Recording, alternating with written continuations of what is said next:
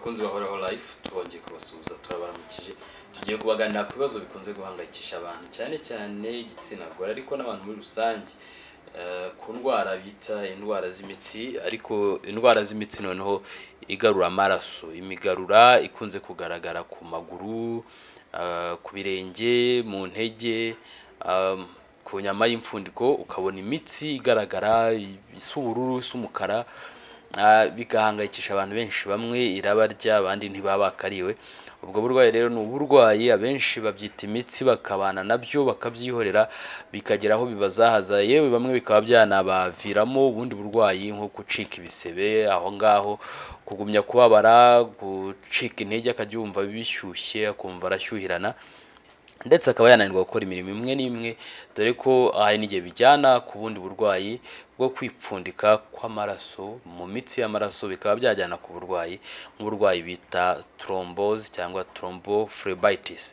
rero uburwayi bwo kwipfundika kw'imitsi hanyuma amaraso akajya agaragara yipfunditse mu mitsi imitsi ikagaragara yabaye bigaragara ku ruhu nyuma ukayibona rwose ukabona amabara y'umukara amabara asa nk'ubururu se ukabona iyo mitsi ukayibona yishushanyije ibyo ni kimwe mu burwayi buhangayikisha abantu benshi bita varicose vein abanyarwanda babyita imitsi hari naho bikura bakabyita imigozi rero ni uburwayi bukomeye ni uburwayi bwibasira imitsi imigarura igarura amaraso ku mutima imigarura twibuke yuko umuntu agira imitsi yo mu bice bibiri yibanze cyane cyane hari itwara amaraso imijyana hakaba n'iyagarura bita imigarura muri rusange rero iyatwara yo ibifite akenshi imbaraga kuko amaraso aba yihuta kuko bari gusunikwa n'umutima ariko mu kugaruka ntago amaraso agaruka kubera ko umutima uyasunitse ahubwo agaruka kubera kwikanya kw'inyama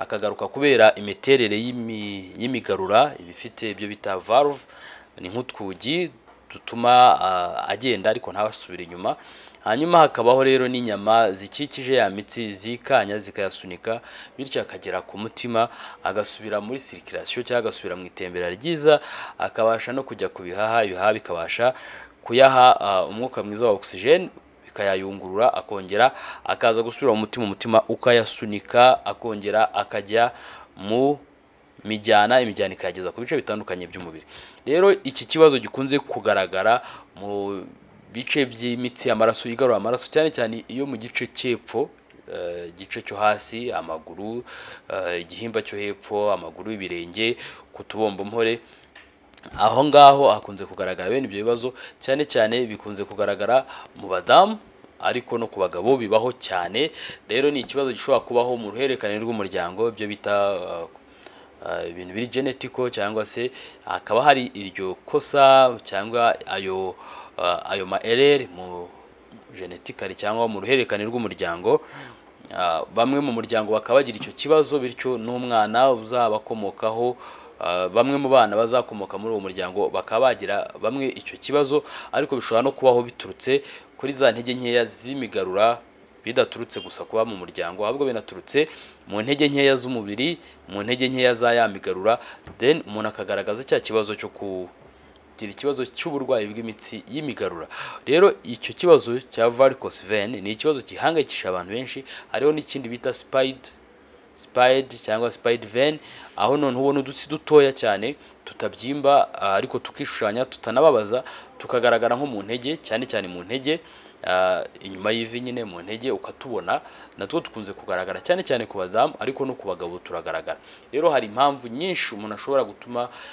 arwara varicose vein ya mbere kudakora imyitozo ngororamubiri ihagije bityo ukaba wagira ikibazo nk'umubyibuho ukabije umubyibuho mwinshi nk'uko twabibasobanuriye ushobora kuba imwe muri risk factor cyangwa mu bishobora guturukaho uburwayi butandukanye burimo n'uburwayi bw'indwara z'imitsi y'amaraso zo bita varicose vein cyangwa se za spider vein ibyo bibazo rero bikaba bishobora kugaragara aho ubona imitsi igaragara y'amaraso ku maguru ku tubombompore ku kirenge ku matako.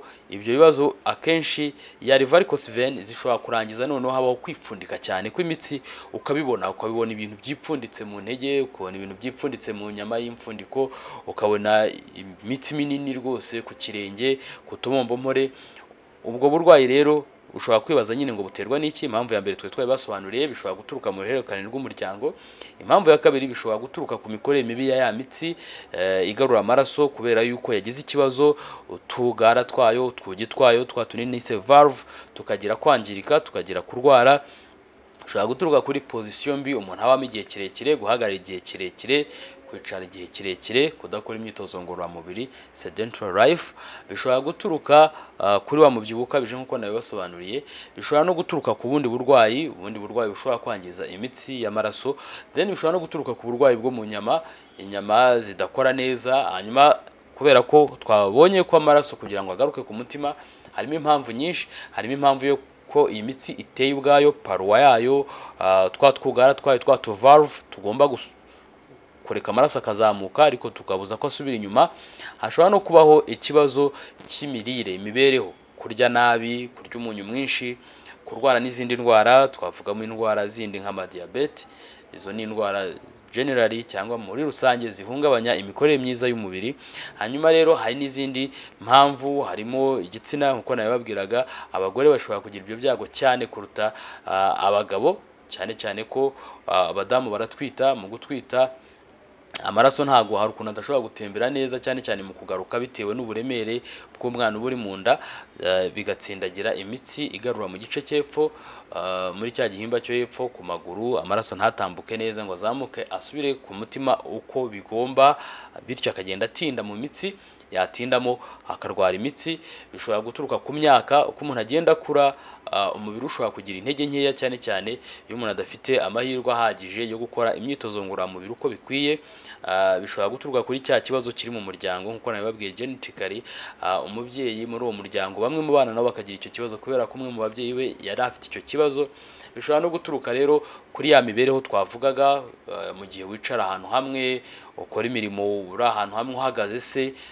Ibyo bishobora kubaho ku bantu bamara umwanya munini bakora imirimo yabo yose bahagaze cyangwa bicaye ahantu hamwe, sedentary life.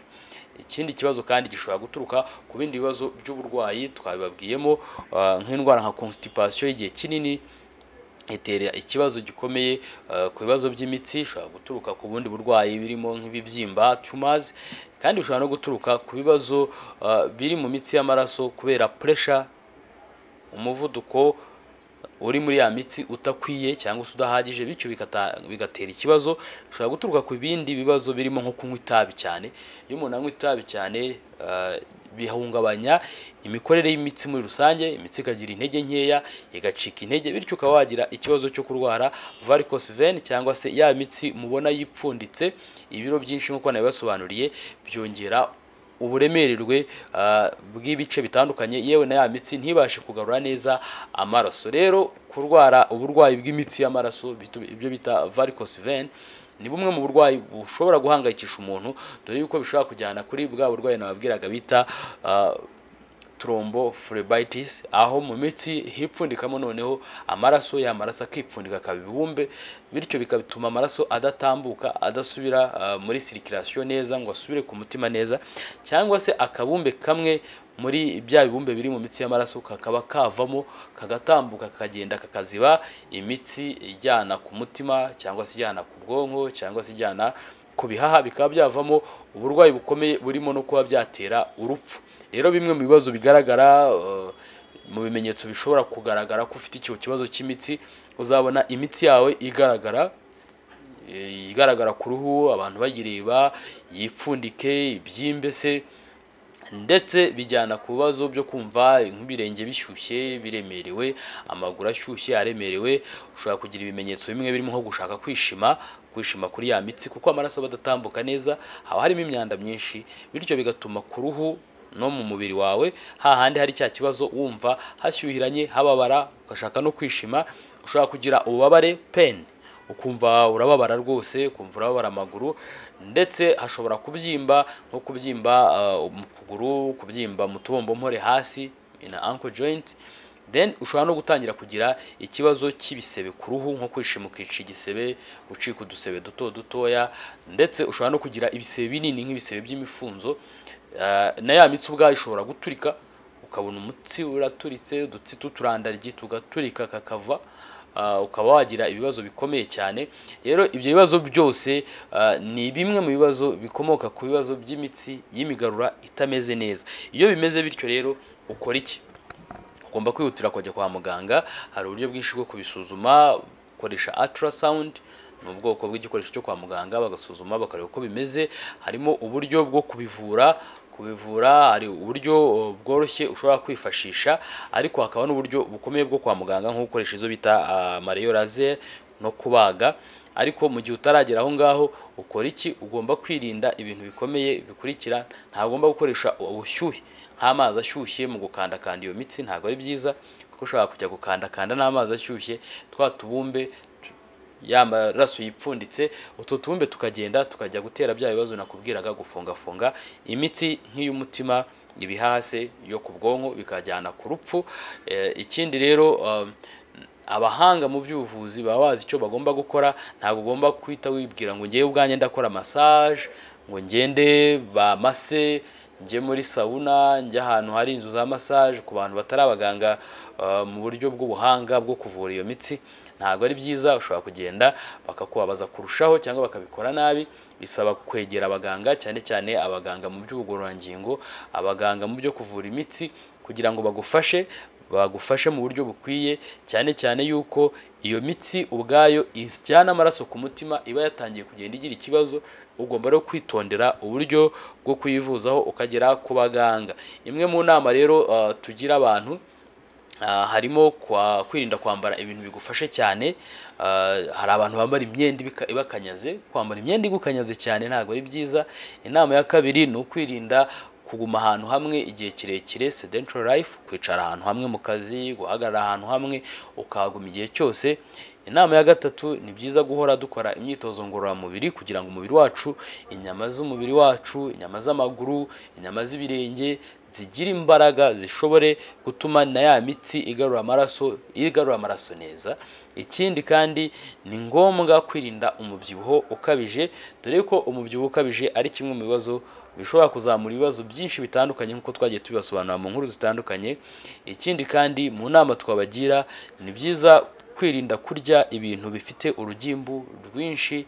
Kandi mu gihe ufite ibyo bibazo cyangwa mu muryango hari abantu bafite ibyo bibazo, ni byiza kujya ukoresha check up, ukihutira kujya kwivuza kugira ngo utatinda ikibazo kikaba kibi kurushaho. Hanyuma muri Horaho Life icyo tubafasha twebwe ni ukubafasha muri ibyo byose, ariko no kubagira inama by'umwihariko no kubabwira product nziza mwakwifashisha zirinda zikanafasha muri icyo kibazo. Aho turababwiramo nk'iyo bita Lipid Care, twarabibasobanuriye cyane mu kuringaniza urugimbu ruri mu mubiri wacu, mu gukura ibinure byinshi mu maraso, yewe n'urugimbu rwinshi mu nyama, kugira ngo amaraso yacu atembere neza, atembere atarimo urugimbu rwinshi. Urugimbu turavuga ibinure, dore ko bya binure iyo bigeze mu mitsi y'amaraso ari byinshi bituma imitsi y'amaraso iba mitoya, amaraso ntatambuke neza, bityo bikazajyana kuri bwa burwayi twavugaga.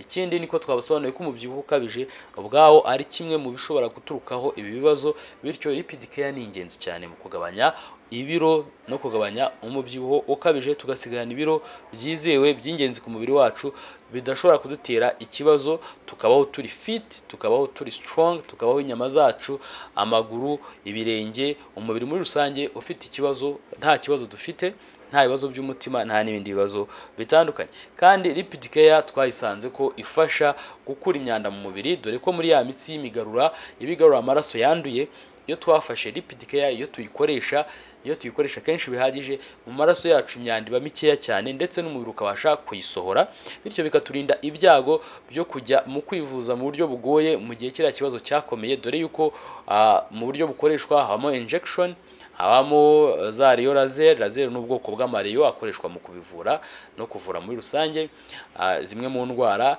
harimo nko kubaga, harimo nko gukoresha elastic socks, hari amasogisi babaha yo kwambara kugira ngo bifashe za nyama gupampinga, kwikanya amaraso yo kwiteka muri ya mitsi. Haho no gukora icyo bita elevation, ni nko kuzamura ukuguru, niba wicaye ukayazamura, dore ko kimwe mu bibazo biranga abantu bafite ibibazo habamo no kubyimba amaguru, ukabyimba mu tubombompore, wakanda ukumva haratebera kubera ko ya matembabuzi, ibyo bita lymphatic fluids, ibyo bita ya maraso agomba kugaruka mu tembera yamigarura itayagarukanye uko bigomba, bityo bikiteka mu gice cyepfo, mu gice cy'amaguru, mu gice cy'utubombomore, mu gice cy'ikirenge. Rero zimwe muri traitement cyangwa mu buryo bwo gufasha abo bantu harimo kuzamura ukuguru, niba wicaye ukagerageza kukuzamura kugira ngo amaraso abashe gutembera byoroshye, babaha amasocks yo kwambara kugira ngo abashe gutuma ya matembabuzi ya lymphatic fluids ya maraso asubira agenda muri circulation, ntagume gutinda muri iyo mitsi, cyane cyane ko ibitagifite imbaraga zihagije zo kuyapampinga, zo kuyasunika ngo asubire mu mutima cyangwa mu gice cya circulation y'amaraso. Yewe iyo bigeze ubwo kure habamo ama injection mu gutera, habamo laser, gukoresha ya mirasire ya laser, habamo no kubaga. Rero mu gihe tutaragera kuri urwo rwego ni ngombwa ko dukoresha lipid care, no mu gihe twamaze kugera kuri urwo rwego lipid care kugira ngo tugabanye ibinure, tugabanye umubyibuho. Kandi hari umuti ukomeye cyane w'ingenzi ufasha abantu bafite iki kibazo bawita ginkgo biloba. Ginkgo biloba irazwi cyane mu mateka y'isi mu gufasha abantu ku bibazo bijyanye n'imitsi y'amaraso, bijyanye n'ubwonko, bijyanye n'umutima. Ku maraso rero, ku mitsi y'amaraso, ku burwayi bwa varicose vein, ku burwayi bw'imitsi y'amaraso yipfundika, cyangwa ya maraso agenda yipfundika muri ya mitsi ntitambutse neza amaraso, ginkgo biloba ituma ya mitsi yongera kwaguka, igatuma ya mitsi ibasha kugira mu nda hayo hanini cyangwa hakora neza, igatuma bityo amaraso atambuka neza, bikayarinda kwipfundika, bikayarinda no kuvurira muri ya mitsi y'amaraso, bityo bikarinda ibyo bibumbe bishobora kutujyana ku cyo bita thrombophlebitis, bishobora gutera ibibazo bikomeye, ibibazo by'umutima, ibibazo byo kugwa muri koma n'ibindi bibazo bitandukanye. Dore yuko ginkgo biloba ira accredited mu kuba ari umuti mwimerere ukozwe mu bimera, mu kimera bita ginkgo biloba extract, ikaba ifite accreditation y'ibigo mpuzamahanga birimo nka FDA, ni ikigo cy'abanyamerika gishinzwe gutsura ubuziranenge bw'ibinini, bw'imiti, yewe n'ibiribwa. Irazwi cyane muri iyi minsi mu kwemeza imwe mu miti ikomeye, yewe n'ikoreshwa mu gufasha no kuvura n'inkingo za coronavirus. Rero ginkgo biloba ira accredited na FDA, Food and Drug Administration, ni ikigo cy'abanyamerika. Rero ku makuru menshi atandukanye ku buzima, mu gihe wahuye n'icyo kibazo, gera no kuri Horaho Life tukugira inama, tuguhe product nziza zizewe zifasha kuri izo cases, tubagira inama y'uko mugomba kwitwara, y'uko mugomba kubaho, y'ibyo mugomba gukora kugira ngo muhangane n'iki kibazo, dore ko mugomba no kwirinda kurya umunyu mwinshi. Umunyu mwinshi ntabwo ari mwiza, dore ko utuma iki kibazo cyiyongera. Bityo muri Horaho Life tubagira inama z'uko mwahangana n'izi ndwara z'imitsi, dore yuko akenshi zituma abantu batisanzura, batamera neza.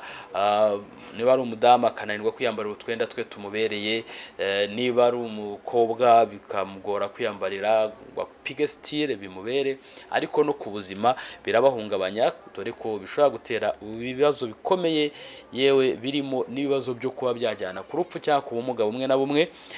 Bityo rero muri Horaho Life, aho dukorera mu mujyi wa Kigali kwa Rubangura muri etage 3 mu muryango 302, turabategereje kugira ngo tubafashe, turabategereje kugira ngo tubagire inama mubeho neza. Kandi nanone mushobora no kuduhamagara kuri telefoni zacu kuri 0788 69 88 13. Ginkgo biloba, lipid care n'izindi products dufite ni ingenzi cyane mu gufasha abantu bafite ibibazo by'imitsi y'amaraso, ibibazo byo kwipfundika kw'imitsi, ibibazo by'imitsi igaragara ku maguru n'ahandi. Ariko kandi mwibuke yuko kwirinda biruta kwivuza. Muri Horaho Life turabigisha uburyo bwo kwirinda n'uburyo bwo kubaho neza duhangana n'indwara z'imitsi. Rero mwibuke gukora subscribe kuri Horaho Life channel, mujye mukurikirana amakuru yacu ku buzima, bityo mugire ubuzima bwiza. Turabakunda, tubifurije ishya n'ihirwe n'ubuzima bwiza. Murakoze.